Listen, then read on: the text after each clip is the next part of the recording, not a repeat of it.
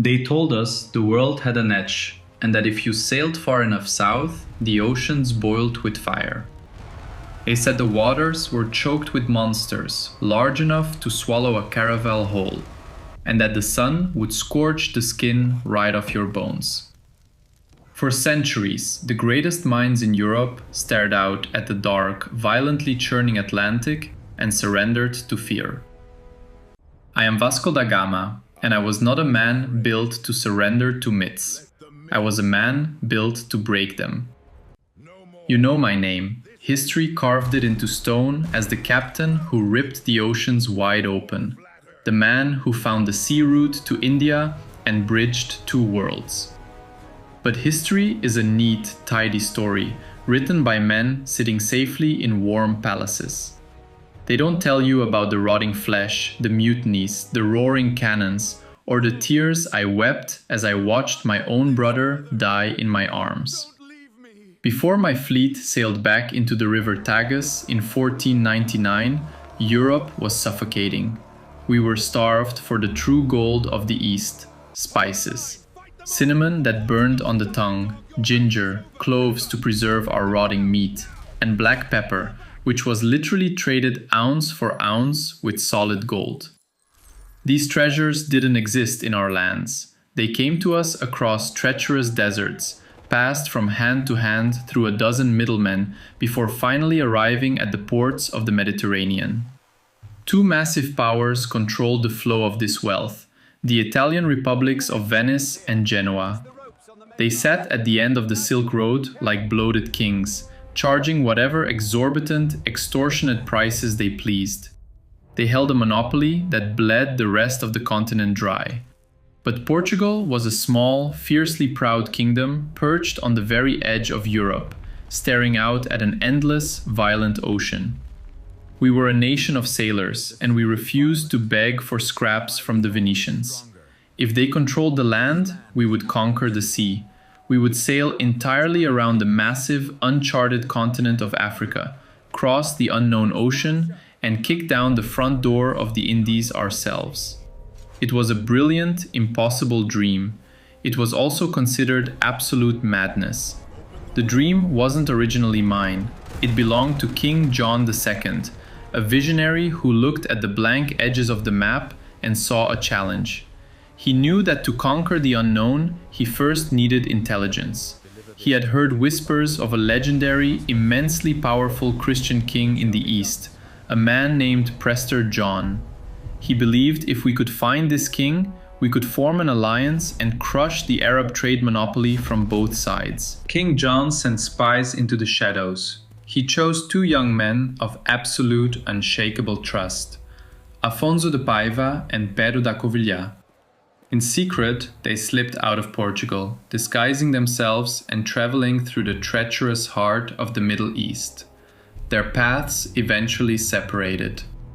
Afonso vanished into Ethiopia, never to be seen again. But Pero da Covilhã crossed the Arabian Sea. He made it to India.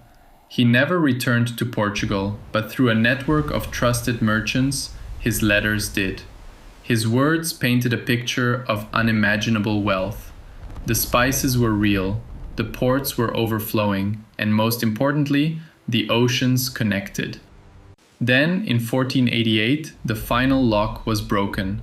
A relentless Portuguese navigator named Bartolomeu Dias sailed further south than any man in recorded history. Caught in a terrifying apocalyptic storm, he was blown out into the open ocean for 13 agonizing days.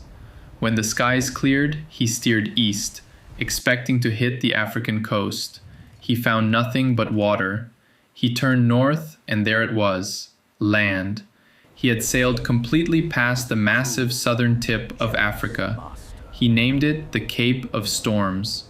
King John, weeping with the realization that the world had just cracked open, renamed it the Cape of Good Hope.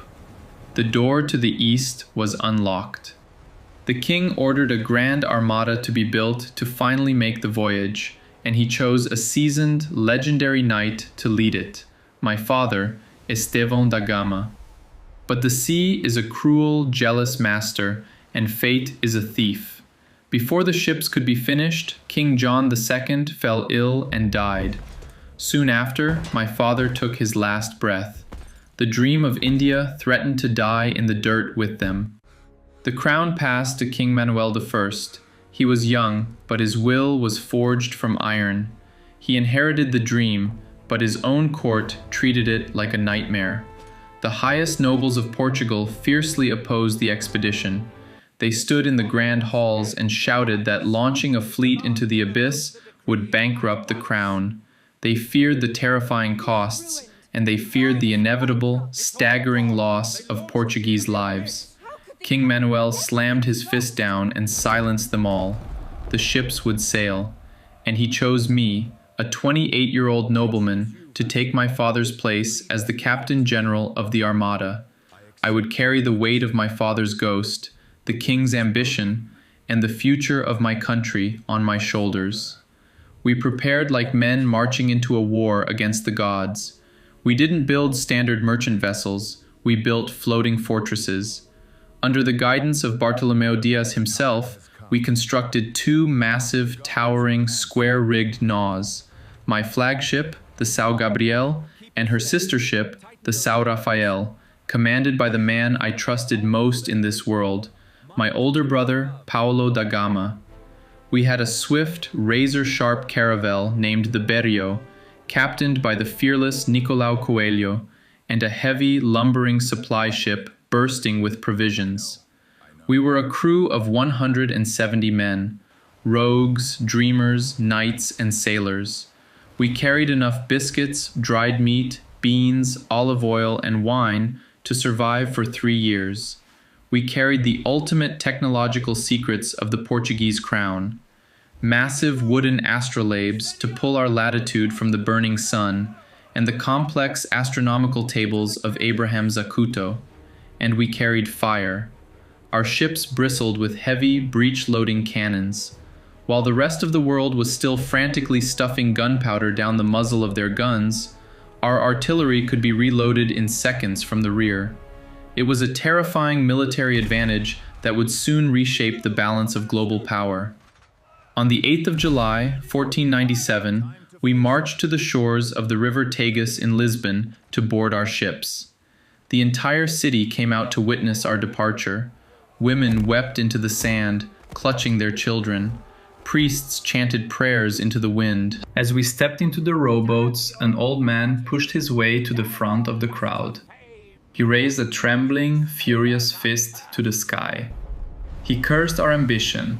He screamed that our vanity, our lust for fame and foreign spices, would bring nothing but the blackest sorrow, widows, and orphans to the kingdom of Portugal. He told us we were sailing into a watery grave. I heard his cries echoing over the crashing waves. I gripped the wooden railing of my ship until my knuckles turned white. I looked out at the endless, churning horizon, and I did not look back.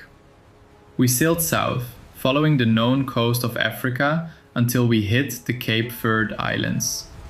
From there, the coastal currents push violently north, creating a wall of water that makes it impossible to hug the African coastline. To beat the ocean, I had to outsmart it. I gave an order that sent a shockwave of sheer terror through my crew. I ordered the helmsman to turn the wheels west, away from land, away from everything we knew. We sailed deep into the uncharted, terrifying abyss of the South Atlantic to catch the favorable circular winds. A daring, unprecedented maneuver we called the Volta do Mar. For over 90 days, we saw absolutely nothing but water. 90 days of staring into the vast blue emptiness until the men's eyes bled. The isolation was a heavy, suffocating blanket. The men grew restless. Whispers of doom crept through the lower decks. We sailed over 6,000 miles of open, terrifying ocean, suspended in a void, before the winds finally swung us back east. When the lookout in the crow's nest finally screamed that he saw the African coast at the Bay of St. Helena, men collapsed to their knees and wept. We made contact with the native tribes there. They wore animal furs and carried wooden spears tipped with antelope horns. They played rustic flutes in a beautiful, coordinated harmony that left my battle-hardened sailors in total awe. But the cultural divide was a chasm, and a misunderstanding quickly ignited into a skirmish. I took a spear to the leg, the wood tearing through my flesh. Bleeding and shouting orders, we fought our way back to the safety of the ships. Then we faced the ultimate test, the Cape of Good Hope. The winds hit us like the wrath of a vengeful titan. The waves towered over the masts of the São Gabriel, blocking out the sky. The ocean picked up our massive 130-ton ship and threw it around like a splinter of driftwood. The sky turned a bruised, violent black, and freezing rain lashed the decks like whips. The crew, driven utterly mad by the sheer, deafening roar of the storm, begged me to turn back. They fell to the deck, screaming that we were sailing straight into the mouth of hell. Mutiny sparked in their desperate eyes. I refused to yield. I had the ringleaders dragged below deck and thrown into heavy iron chains. I ordered my men to tie my body directly to the mainmast. As the freezing waves crashed over my head, I screamed at the pilots to hold the course. We battered our way through the apocalyptic storm for days, our timber groaning, our sails ripping, until finally the winds shifted. The sea calmed. We rounded the southern tip of Africa. We had officially shattered the boundaries of the known world. We had entered the Indian Ocean. But the true monster of this voyage was not the sea. It was the sickness. We had been living on salted meat and dry, weevil-infested biscuits for months. Our bodies were starved of fresh food. Slowly, a horrifying, demonic plague crept through the crew. Today, they call it scurvy, but to us, it was a rotting curse. It started with a bone-deep exhaustion. Then, the men's gums began to swell grotesquely, growing so large and black they completely covered their teeth. The flesh rotted inside their mouths, bleeding profusely. Their breath smelled like an open grave. Their skin bruised into dark, sickening patches, and old, healed battle wounds suddenly ripped open and bled fresh blood. Men who had laughed in the face of the most violent storms on earth were reduced to weeping, broken shadows, screaming in pure agony in the dark, suffocating hull of the ships. Day after day, we wrapped the bodies of brave, fiercely loyal Portuguese sailors in heavy sailcloth and slipped them over the side into the cold, dark water. I watched my crew, my brothers in arms, rot from the inside out, and I was completely, utterly helpless to save them.